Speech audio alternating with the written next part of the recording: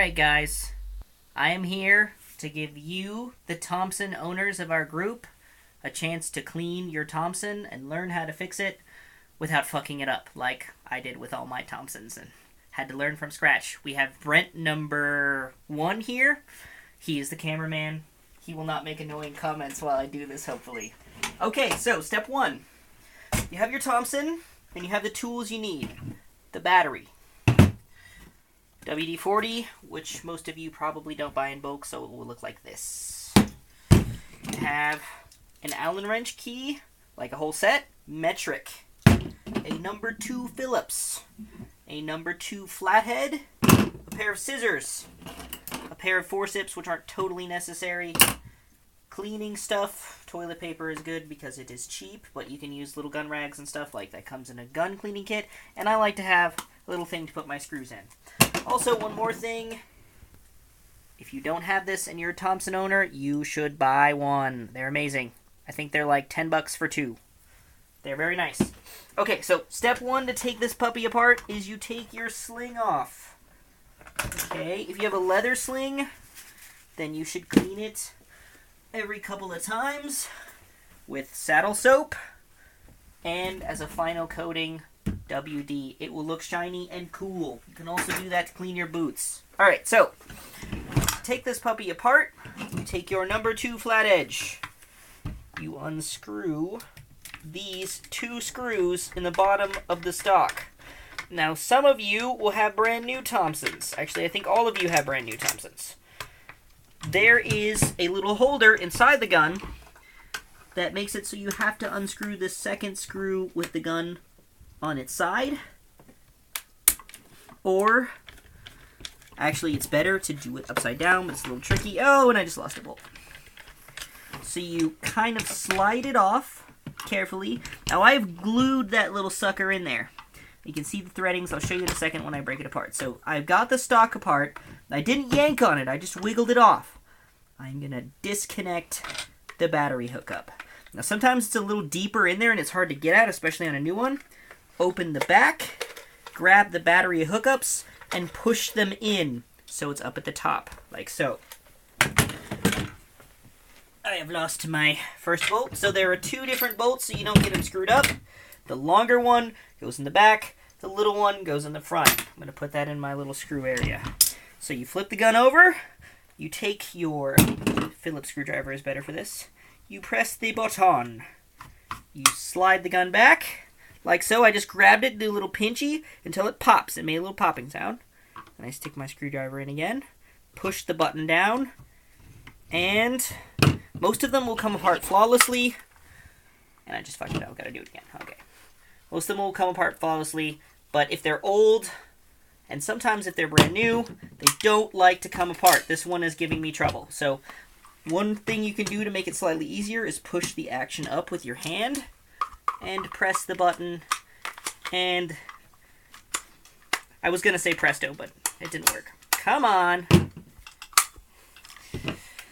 It can be troublesome, like so. This guy is being a meanie pants. Come on. Now, if your gun is giving you trouble, do not put too much force on it, because that would be bad. I keep popping it back into place, which isn't helping the struggle. Sometimes the little thing I was telling you about comes unloose and is rattling around in there, and it keeps this from popping apart. So what I'm going to do is I'm going to take my flat edge and I'm going to carefully pry on it. See if I can get it to pop loose. It is not popping loose, so I'm going to flip it over, put some reverse pressure on it. Kind of give it a little tap. Tappy taps. It's still not coming apart. This one is a very old Thompson. It is Maria, for those of you who know which one Maria is. And so it doesn't want to come apart because it sucks. Come on. Okay. For now, we're going to skip that part because that's actually not hugely necessary. But for all intensive purposes, this pops out.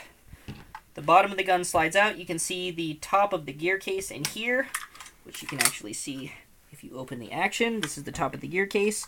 You really don't have to do anything to that part of the gun to clean it. It's nice to clean your air nozzle here when it's all the way out. You take a piece of toilet paper, you roll it up, you take your forceps, you grab your toilet paper, and you stick it into the front of the air nozzle, if of course you have this bottom part of the gun off, and you carefully clean inside this plastic bit. Now this is the most delicate part of the gun, right here. This little plastic crossbeam, your hop up, and where the BBs actually feed into the gun. I like to clean it with a little piece of cloth or toilet paper. I'm going to clean it up a little bit. And for more sophisticated cleans, this is something you should do on a regular basis, but not too often. You take a little number 1 screwdriver and you very carefully just slightly tighten those 2 screws. These 2 screws, do not over tighten them. Just a little bit. You can also go through the entire gun and just, you're not giving it too much. Make sure your screwdriver is all the way seated into the screw, and then give it a little torque. If it's not all the way seated, you will strip the screw. This is particularly important for these 2 screws. The back butt screws that I took off, notice that before I was having a little trouble getting them off. This front screw and the Phillips screws that hold your sling on. You will not need to do this if your Thompson is brand new. Okay, this is probably the most important thing we're going to learn today. It is how to check your grip. Now, the Thompson's engine, which powers the gear case and all the gears, is in this handle. And all that pressure of you running around and shooting one-handed and riding on stuff and just holding it one-handed, that goes right onto the motor, which is underneath here. This motor wiggles over time. It gets loose. That's bad. You take your number 2 screwdriver, push the wiring aside, and you just tighten her up. And you make sure she's tight. Okay, she's tight. You take the grip. You slide it back onto the motor. Pop. Now, just real fast, if you have to do deep surgery to get at the gear case, to pull it all the way out, of course you have the bottom of the gun off, which I have not achieved on this one.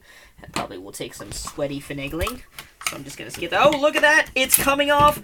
Thank God! Okay, there we go, little shit. Alright, so you pull these 2 screws off. These are actually soldered onto the motor. This side isn't. See, it unpops. Most of the new ones will be like that. They will not be soldered. That means you can't change the motor. It's a bitch. So you unscrew these. You disconnect the wires. You pull the motor off. This is what your Allen wrench key is for. And this is what I was talking about. This, I apparently didn't glue in. I thought I did.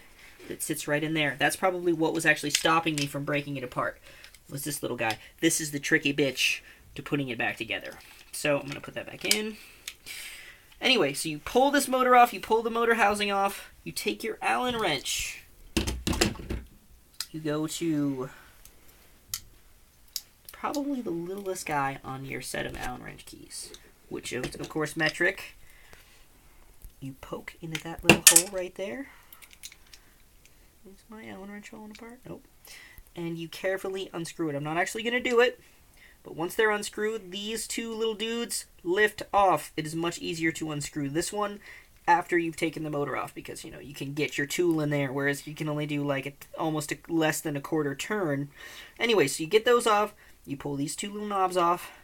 Another thing for like heavy wear on your Thompson is making these 2 little guys tight. You can do that with a pair of pliers. Just grab them and torque them a little bit clockwise. Anyway, so you pull these off. There's 2 little mini Phillipses in there. You pull those 2, these little 2 plastic bits that are underneath these, pull off, and then the whole gear case slides out of this lower housing. Okay? So that's relatively simple.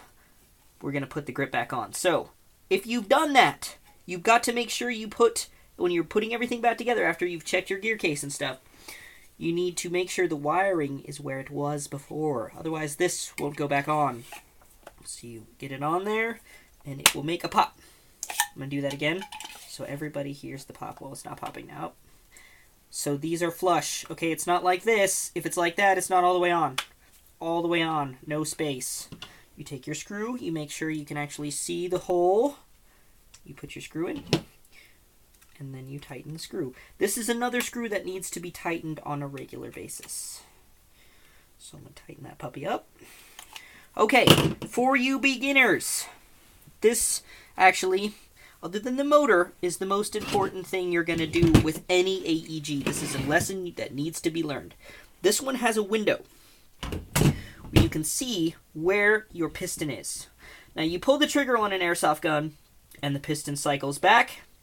It compresses the spring. Let's go. Bam! Gun fires. This is an AEG, a machine gun. It shoots really fast.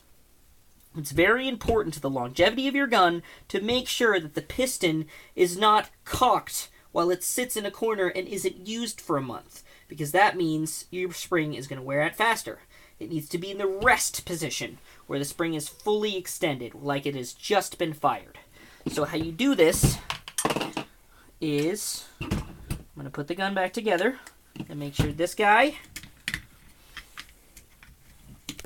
is in its proper hole. And I like to put the wiring leads over it, which most people do. I mean, it's hard to not do. That keeps it in place while you're hooking the gun back up. Real fast. If your action is loose, you can pop the action out and tighten that screw right now. And then never detach that spring, by the way. Oh, sweet Jesus. It is hard to put back in.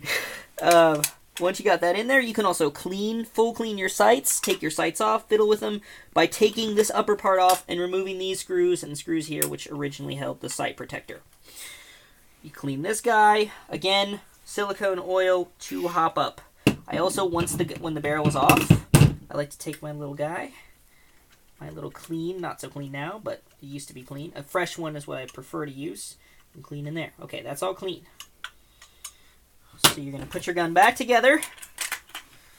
It's actually quite simple how it goes back together. It's like the real one. It pops. Voila. Gun's back together. So, if you look closely, you hook your battery up to your gun or on the stock, and you don't have to take the stock off to do this.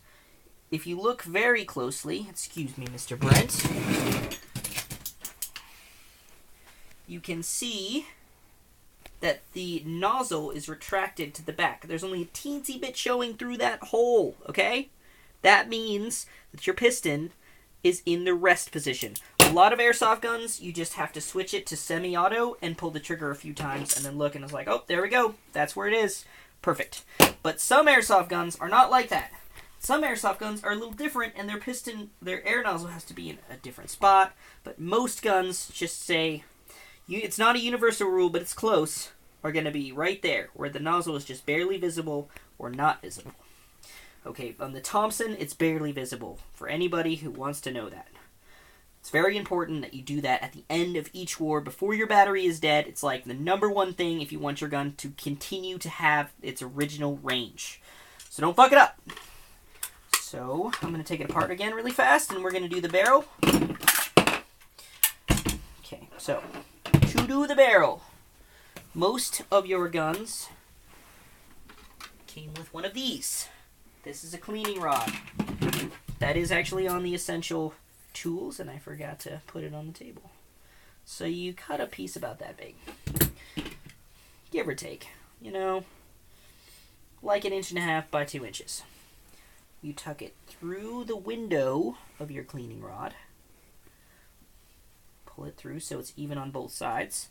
Give it a little squirtsies with the WD. You can also use silicone oil, but it's not as good at removing debris. Then you carefully thread it into the inner barrel. Now when I'm doing this, you can also do it with the bottom of the gun attached, which is actually safer, but I'm taking my hand, because the only thing that's holding this barrel in is this plastic bit. I'm taking my hand and I'm bracing against that plastic bit, so not all the pressure of me pushing in this rod is on these little 2 shitty plastic screws that could break. If these break, then your gun is dead. You can't get parts for this anymore. Not right now, anyway.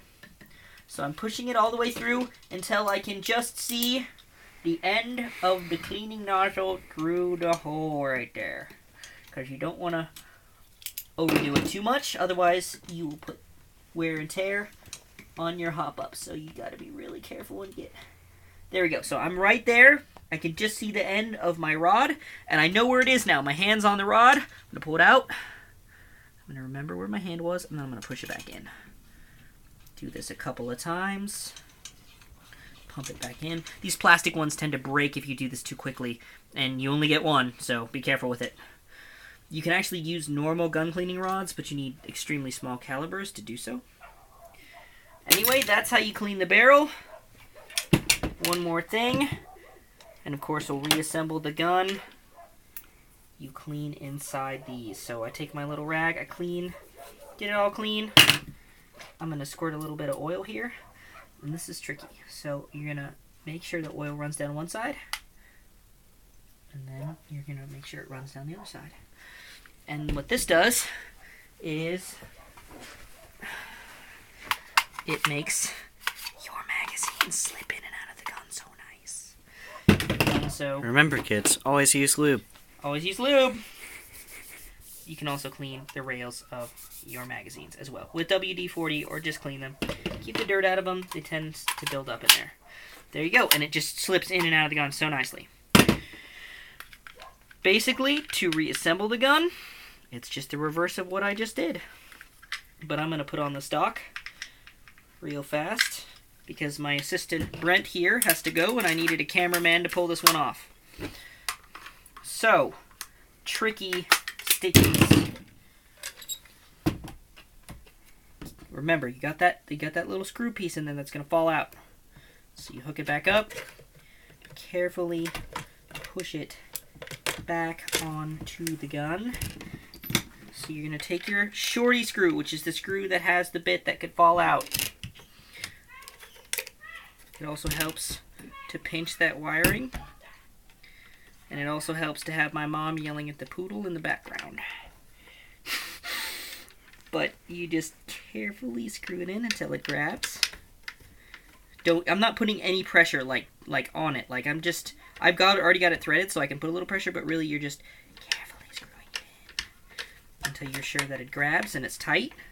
You get it really tight, and then you throw in your other bolts and screw it on.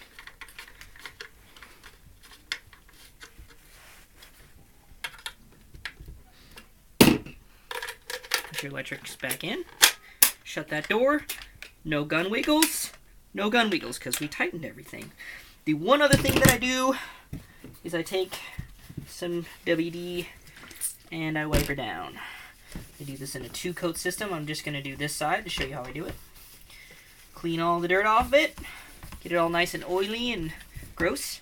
And then I take clean rag, or the other side of the rag, and I clean off the WD. Be very careful not to put too much WD on the white bits because it will rub that right off.